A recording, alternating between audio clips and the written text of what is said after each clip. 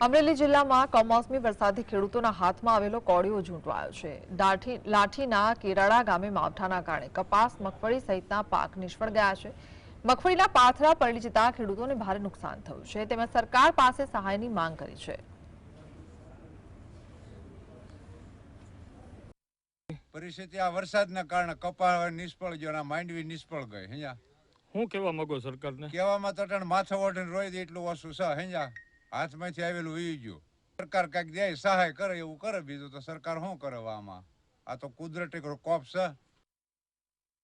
અમરેલી જિલ્લામાં કમોસમી વરસાદને કારણે કાળો કેર વર્તાણો છે। અમરેલી જિલ્લાના મોટા ભાગના વિસ્તારો છે તેમાં મગફળી, કપાસ સહિતનો પાક નિષ્ફળ ગયો છે। હું લાઠી તાલુકાના કેરાળા ગામે આપને સીધા દ્રશ્યો બતાવવા જઈ રહ્યો છું કે આ ખેતરના કે જ્યાં મગફળીના જે પાથરા છે તે સાવ પલ્લી ગયા છે અને મગફળીનો પાક છે તે સદંતર નિષ્ફળ ગયો છે। અમરેલી જિલ્લાના લાઠી, સાવરકુંડલા, ખાંભા, રાજુલા, જાફરાબાદ અને અન્ય તાલુકામાં પણ મોટી સંખ્યામાં મગફળી તેમજ કપાસનો પાક નિષ્ફળ ગયો છે અને ખેડૂતો પાયમાલ થયા છે। કલ્પેશ ખેર, GST।